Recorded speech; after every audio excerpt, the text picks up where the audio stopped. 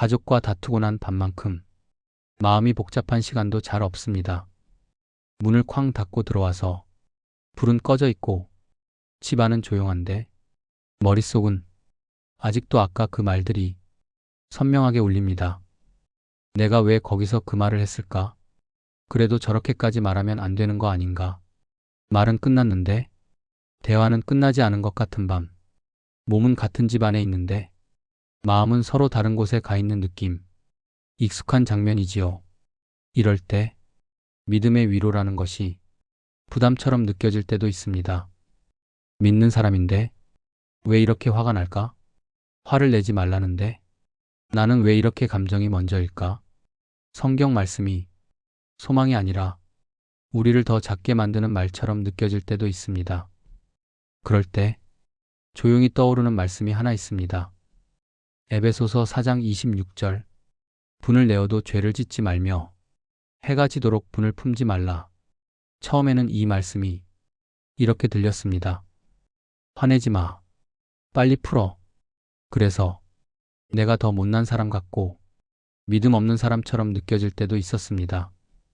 그런데 시간이 지나면서 이 말씀이 조금 다르게 들리기 시작했습니다. 화가 날 수는 있다. 그럴 수 있다. 하지만 그 분노를 너 혼자 오래 품고 있지는 말아라. 감정을 느끼는 것 자체보다 그 감정을 붙들고 있는 시간이 더 중요하다는 초대처럼 들렸습니다. 실제로 가족과 다투고 나면 가장 먼저 올라오는 건 내가 얼마나 상처받았는지, 상대가 얼마나 잘못했는지를 헤아리면서 세어보는 마음입니다. 기도를 하려다가도 이 말부터 먼저 나옵니다. 하나님, 저 사람은 왜 저럴까요? 왜 항상 내가 먼저 참고 내가 먼저 사과해야 하나요? 혹시 지금 이렇게 비슷한 마음으로 이 영상을 듣고 있나요? 그렇다면 먼저 이렇게 말해주고 싶습니다. 그럴 수 있어요. 그만큼 마음이 아픈 거예요. 문제는 그 분노를 얼마나 오래 붙들고 있느냐입니다. 잠깐 스쳐 지나가는 마음이면 기도와 대화 속에서 조금씩 녹아갈 수도 있지만 해가 지도록, 하루를 넘기도록, 며칠, 몇 주 동안 우리가 그 마음을 품에 꼭 안고 같은 장면을 수십 번, 수백 번씩 머릿속에서 돌려보면 말 한마디가 점점 더 큰 상처가 되고 상대의 표정 하나가 나를 무시한 증거처럼 해석되기 시작합니다. 그러다 보면 상대가 하지 않은 말까지 상상하게 되고 이미 끝난 대화 속에서 혼자 다시 싸우고 혼자 이기고 혼자 더 지쳐버립니다. 그렇게 분노를 계속 되새김질하면 그 상처는 상대보다 먼저 내 안의 깊은 곳을 서서히 파고듭니다. 마음만 아픈 것이 아니라 어깨가 굳어지고 속이 뒤틀리고 잠도 편히 오지 않습니다. 결국 상처를 입는 쪽은 상대가 아니라 나의 마음이고 나의 몸이고 나의 소중한 하루입니다. 그래서 오늘 우리가 할 수 있는 첫 번째 연습은 이것입니다. 화난 나 자신을 하나님께 숨기지 않고 그대로 말씀드리기. 기도는 거창하지 않아도 괜찮습니다. 이렇게 해도 충분합니다. 하나님, 저 지금 너무 화가 납니다. 억울합니다. 먼저 사과하고 싶은 마음이 조금도 없습니다. 그래도 이 마음을 그냥 품고 자고 싶진 않아서 그대로 가지고 나왔습니다. 이 솔직한 한 줄이 해가 지도록 분을 품지 말라는 말씀을 우리 삶 안으로 데려오는 작은 시작이 될 수 있습니다. 또 한 구절, 야고보서 1장 19절의 말씀입니다. 사람마다 듣기는 속히 하고 말하기는 더디하며 성내기도 더디하라. 이 말씀을 들을 때마다 가끔 웃음이 나기도 합니다. 실제로 살아가는 모습은 거의 반대일 때가 많기 때문입니다. 듣기는 느리고 말하기는 빠르고 화내기는 더 빠릅니다. 가족과 대화를 하다가 마음에 걸리는 말이 나오면 끝까지 들어보기도 전에 이 말부터 튀어나옵니다. 그게 아니고 내 말은 말이야. 그 한마디가 나오는 순간 대화는 금방 서로 말 쏟아내는 싸움이 되어버립니다. 그래서 이 말씀을 우리 삶에 적용하는 방법을 어렵게 생각하지 않고 아주 단순하게 정리해 보려고 합니다. 첫 번째입니다. 반박 대신 질문 하나만 더하기. 상대 말이 마음에 걸릴 때 바로 되받아치는 대신 이렇게 물어봅니다.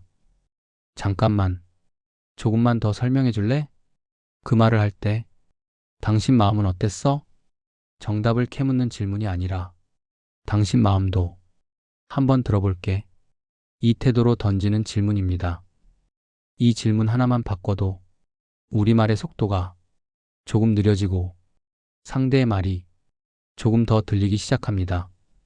듣기는 속히 하고 말하기는 더디 하라는 말씀이 현실 속에서는 반박보다 질문 하나 더하기, 이 연습으로 바뀌는 순간입니다.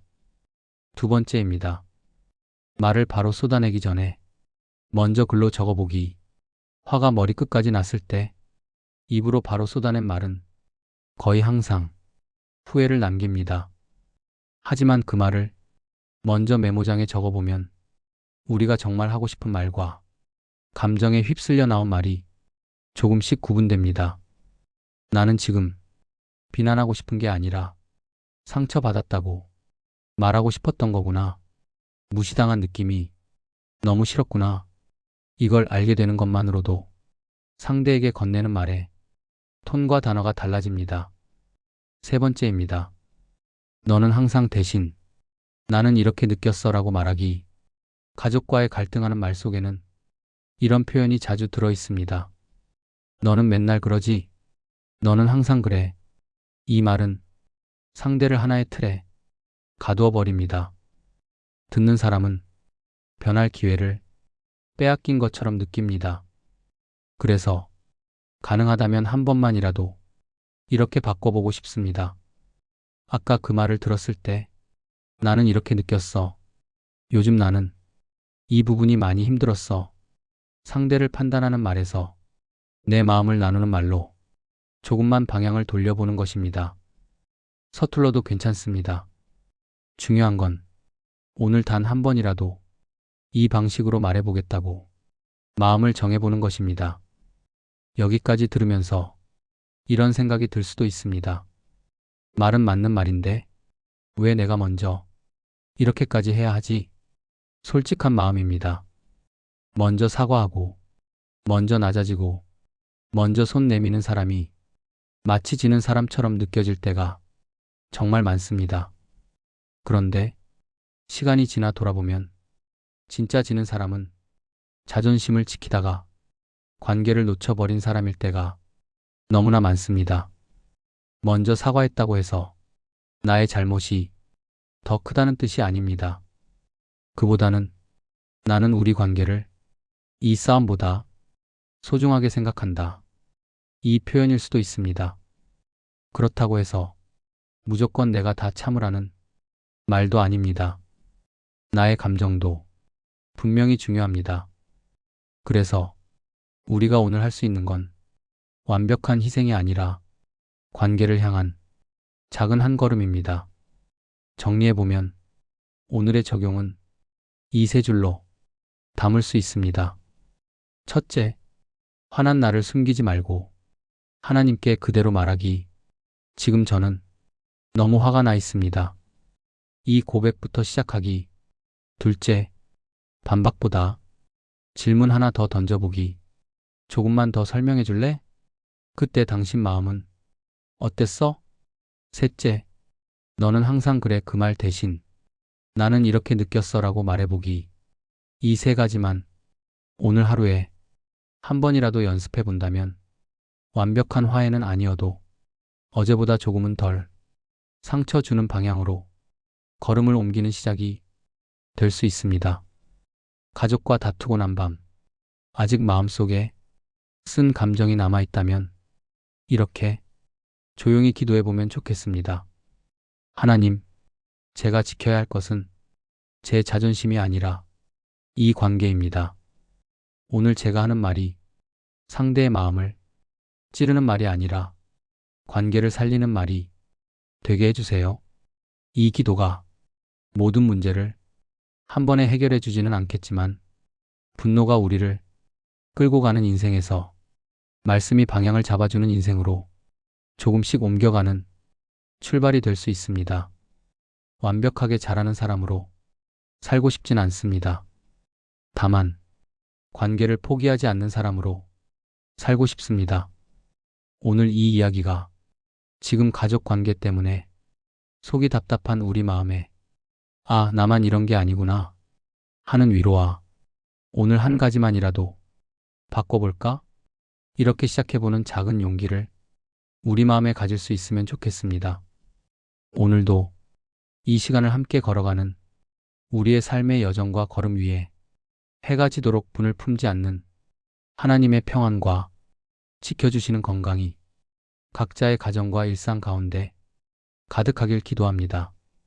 오늘을 힘껏 살아내는 우리 한 사람 한 사람을 황금지 예방이 조용히 그리고 끝까지 함께 응원합니다. 샬롬.